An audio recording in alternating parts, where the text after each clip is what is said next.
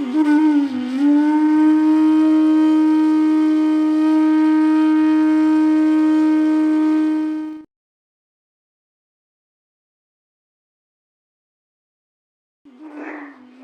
60 વર્ષ પહેલા કોઈ કોઈને છેતરી લે, કોઈ દેવાળું ફૂકે, કોઈ કોઈનું લઈ લે, એને લોકો સંસ્કારી નહોતા કહેતા, એની હારે લોકો સંબંધ નહોતા રાખતા, એનાથી લોકો દૂરી રાખતા હતા. જેના ઘરમાં ધર્મ પડાતો હોય,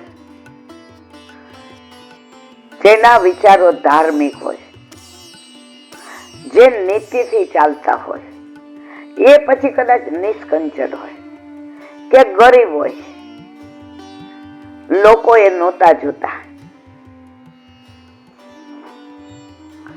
અમારા એક સંબંધીની દીકરી, હવે એકની એક દીકરી, આ 50-60 વર્ષ પહેલાની વાત છે. હવે ત્યારે આ માચીસ આવે ને, હવે તો માચીસ નથી, ગેસ લાઇટર. રાષ્ટ્રીય શાળામાં આ માચીસની ઓલી દીવાસળી હોય, એના ટોપકા બાંધવા બોલાવે, અગરબત્તી કરવા બોલાવે. આ ગૃહ ઉદ્યોગ. અને એકા નો આપે, બે ના આપે. એટલે ત્યાં એ છોકરીની જ્યાં વાત ચાલતી હતી, એના બાપા ને બા આ કામ કરતા હતા, અને છોકરો બોમ્બે હોસ્ટેલમાં રહીને ભણતો હતો.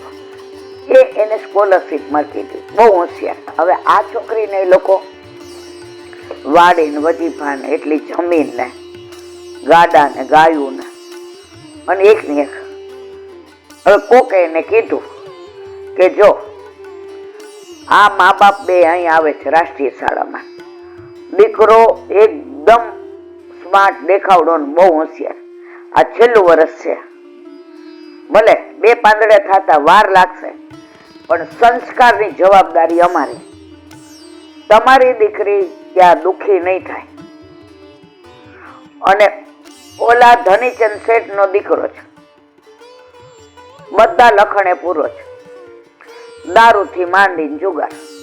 હવે એ લોકો પેલા છે ને હગા કરતા, વચ્ચે કોક રે. અત્યારે તો તમારે ઓલું મેરેજ બ્યુરો જ હોય, કા પ્રેમ થઈ ગયો હોય. હવે તમારે જ્યાં કરવું હોય મને કયો. એટલે એ છોકરીના હગા મામા હતા, એટલે છોકરી બધું અંદર સાંભળતી હતી. એટલે પછી મામાએ છેલ્લે એક વાક્ય કીધું, એ કે ધનેશ વાળા બધા સંબંધર કે વ્યાપારી છે, અને આ મા બાપ બે અને દીકરો ત્યારે છે તો પ્યોર પુષ્ટિ માર્ગીય છે, પણ જો બે પાંદડે થતા વાર લાગશે.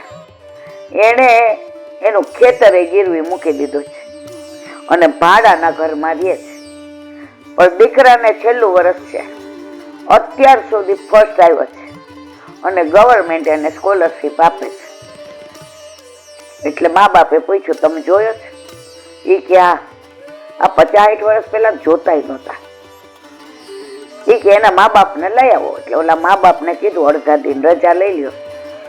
એટલે બાપે કીધું કે તું જા, આ અડધા દિન રજા લઈ લે, આપણા પૈસા કપાઈ જાય 2 આના 4 આના. એટલે આ ભાઈએ મામાએ કીધું, એ કે ચિંતા કરો માં, હાલો હારી વાત છે, હારી વાત છે. એટલે માએ શું કીધું, શું મારા દીકરાને માગું લઈને આવ્યા છે? એ કે હા. એ કે હાલો એ કે રમણ ના બાપા હાલો. એ જમાનામાં નામ એ વાત રમણ. 2 જણા આવ્યા, ઓલા હાલ્લામાં 2 તો થીગડા, નાણે બિચારા લેંગો ને ખમીસ પેલા હતી, અંદર પગમાં ચપ્પલ જોયા હોય તો આવ્યા. પાણી બાણી પીધું, ચા પાણી, ઓલી છોકરી નાસ્તો લઈ આવી.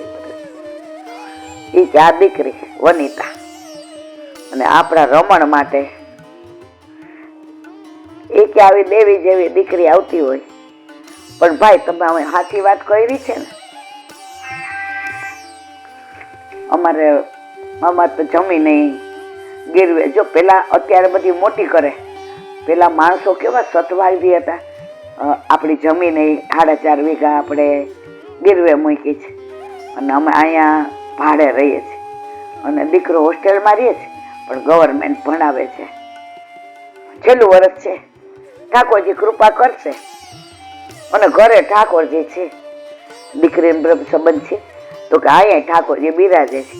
તો કે જો ભાઈ, અમારે ના કહેવાનો સવાલ નથી, એ લોકોએ જે કરવું હોય.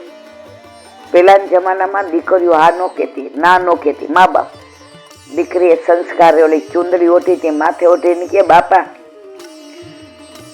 બોલાય નહીં, મારા સંસ્કાર ના પાડે છે, પણ મારું આ ઘરે નક્કી કરી દો, મારે વૈષ્ણવ ઘર જોઈએ છે. અને આવા પ્રામાણિક મા બાપ મને મળતા હોય તો એનો દીકરો કેવો હશે? બાપા થડ આવું છે ને, એટલે મારે ફળની ચિંતા નથી. પેલા આ બધું હતું, અને અત્યારે પ્રવીણ કોને કહેવાય? હોશિયાર ચતુર. આણે જો બધું લોન લઈને લીધું, હવે એ કે ફડચામાં જાય તો ઈ જાણે. ચતુરાઈ કોકના ઉછીના લઈને ગામ છોડી દેવાનું, દેવાળું ફૂંકવાનું. મારા વાલા, આ બધી ચતુરાઈ નથી. ચતુરાઈ સોઈ ભલી કૃષ્ણ કથા રસલીન. તમે ઠાકોરજીની સેવા સ્મરણ અને સત્સંગ કરો. હવે આપણા હગાવાના છે, બધાય હારા છે, મને કોઈ ખરાબ મળ્યું જ નથી. હવે એ લોકો બીજો ધર્મ પાડે, આપણે આપણું કરી લીધું. હવે જો કપડા બદલાવા રહીએ, તૈયાર થઈએ તો એટલી વારમાં આવી જાય. તો આ ચતુરાઈ. ચતુરાઈ સોઈ ભલી જો કૃષ્ણ કથા રસલીન. પરધન પરમન હરન કો કહીએ વહી પ્રવીણ. જો અત્યારે બધા ડબલ અર્થ કરે છે કે તનુજા અહીંયા અને વિત્તજા એટલે મંદિરોમાં મનોરથ કરો. ના, તમારા તન મન ધનથી તમારા ઘરે તમારા માથે બિરાજતા તમારા ઠાકોરજીને લાડ લડાવો. વલ્લભે એવું કર્યું છે. તમે બાર વિત્તજા કરી આવો, પૈસાની સેવા. શરીર તો મારી જેમ હાંચવીને જ રાખો. ઠાકોરજી કે આ કઈ કામનું નથી.